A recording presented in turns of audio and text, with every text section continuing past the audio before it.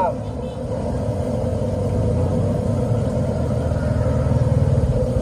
Mga nag-aantay na mga kaibigan.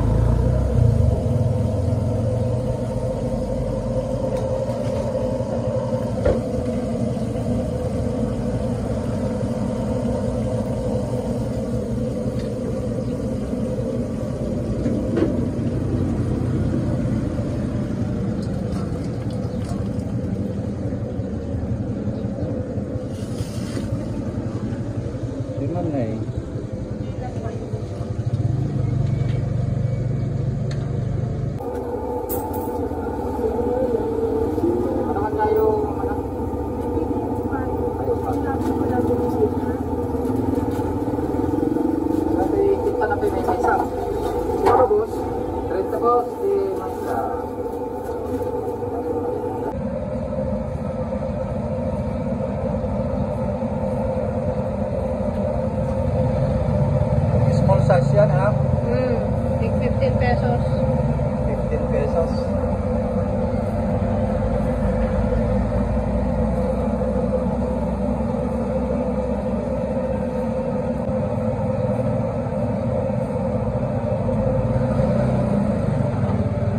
Ito naman yung 30 pesos natin.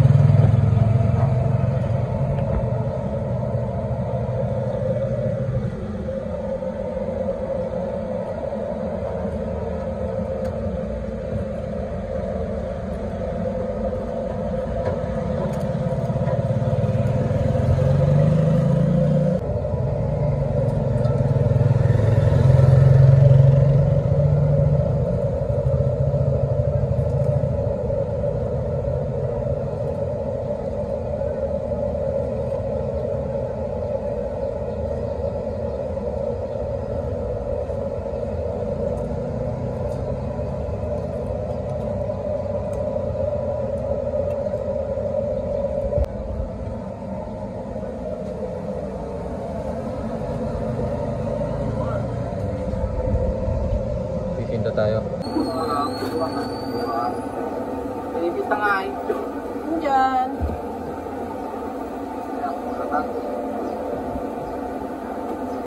What's up mga kalakay? Magandang morning po sa ating lahat. At bagaman tayo ay tinanghali ng pagpunta sa ating pwesto dahil nga wala tayong manok kahapon, kaya inantay natin yung manok na dumating at nag-chop at nag-marinate pa tayo kasama ng ating mga tauhan sa bahay. Kaya tinanghali kami ng pagpunta. Maglako kami tayo. Tutulog na yan. Magtinda muna tayo mga kalakay.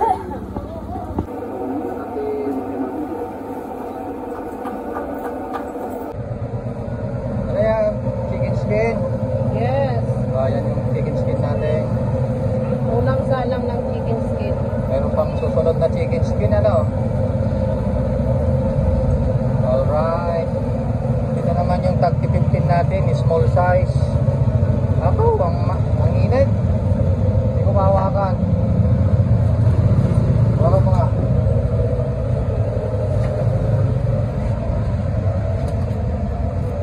ayan.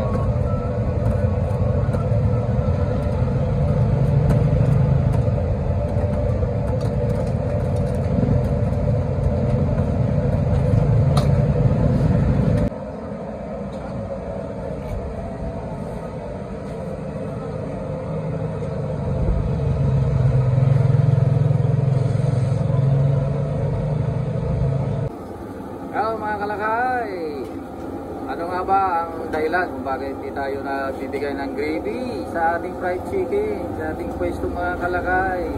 Kahit may binibenta kaming gravy or gravy mix sa Shopee at Lazada, ay hindi kami nagbibenta or hindi namin inasamahan ng gravy ang aming fried chicken. May 5 pong dahilan mga kalakay, kaya abangan po ninyo at sasagutin natin yan, yung 5 dahilan kung bakit hindi tayo nagbibigay ng gravy sa ating fried chicken. Alright! Yan, bago natin sagutin yung 5 dahilan, nagbibigay ng gravy. Ay, antay muna natin maluto yan. Chicken skin, mga kaibigan.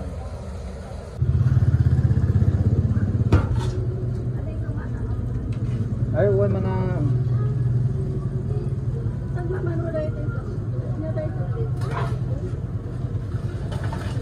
30 timay sana.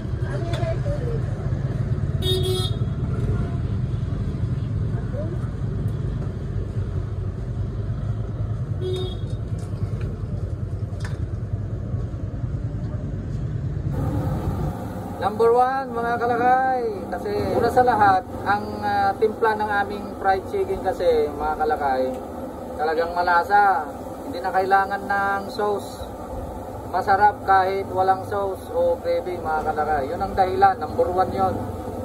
Yan. Pangalawa mga kalakay, bakit hindi kami nagbibigay ng gravy?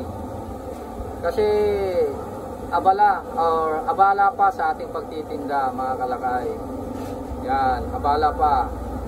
Kaya hindi ka na maabala sa pagluluto ng gravy. Nagtitinda ka na lang. Kapag nagtrabahuin. O wala ka magtatrabahuin. Dagdag labor mga kalakay, dagdag labor. Kaya kung hindi ka nagbibigay ng gravy, edi makakasave ka ng trabaho o labor. Yan. Okay.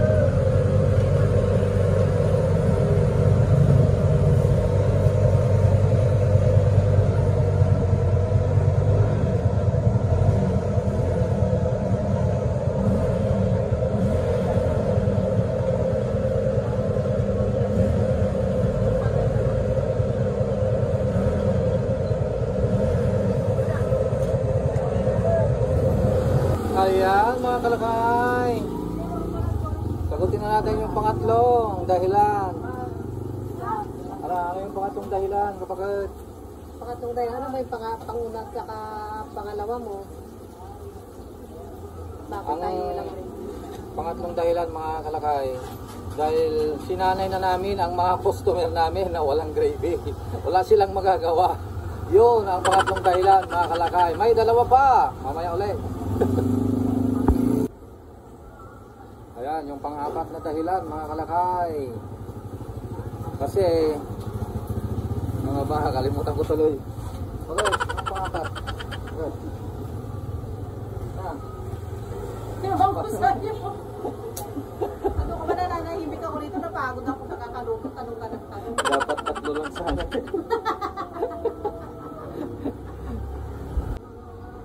Ayan, kasi mga kalakay, ayaw naming mabawasan yung tubo namin. Yun, kasi dagdag costing lang po yung gravy o ketchup para sa amin ha. Bagaman ito ay, ang totoo nakakatulong ito mga kalakay sa pagpapaangat ng sales. Ayan. Kaya kung ako sa inyo, kung ano yung bang magandang gawin para tumaas yung sale, gawin ninyo. Hindi, wag nyo po kaming gagayahin mga kalakay. Dahil nga sa nasabi na namin yung una, pangalawa at pangatlo, sanay na yung mga tao mga kalakay. Yan yung pang-apat ha. Ano sa mga nag-umpisa, bili sila ng gravy kampo. Opo. Sa mga nag-uumpisa, bumili po kayo ng Calpo Gravy Mix Powder sa Shopee at Lazada. Madali pong gawin. Hindi na kayo... Kasi pagka nang-umpisahan mo yun, may kasamang gravy para mas masarap. Oo. Masarap na, mas pinasarap pa. Oo, mas angat yung sales ninyo.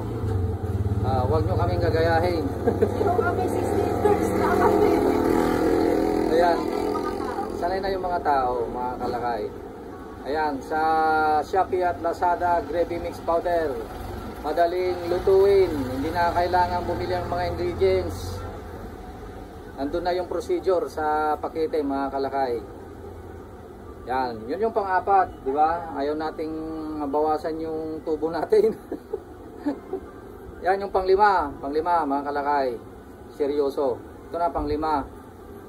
Dahil Ilocano kasi kami, kaya ayaw namin na magbigay ng gravy, kuripot. Yun yung pang-lima. Yan. Okay. Yan na, sana ay nakatulong sa inyo yung video ito. At yan yung pang-final. Mag-gravy po kayo pag bago pa lang po kayo sa negosyo, mag-gravy po kayo. Huwag nyo kaming gagaya. Sanay na rin yung mga Huwag nyong gagayahin. Mga kalakay. Pero depende pa rin sa kanila yun. Oh, depende sa inyo yan. Depende. Malakas ang loob ninyo. Lalo na kapag na-dine-in, dapat talaga may gravy kayo. Oh, pag dine-in, dapat may gravy. Kung malakas ang loob ninyo, huwag kayong mag-gravy. Yan, depende yan sa kung gaano kasarap yung Pero kung gusto fried nila chicken. mag-gravy ka o gravy mix ka. Depende kasi yan kung gaano kalasa yung fried chicken natin. Sa atin kasi kahit wala ng gravy, talagang masarap, mga kalakay. Okay, yan po yung ating may share ngayon, mga kalakay. Hanggang sa muli. Bye-bye! Mga kalakay, available na po sa Shopee ang ating Calpos merchandise. Available na po ang marinated mix at ang ating breading mix.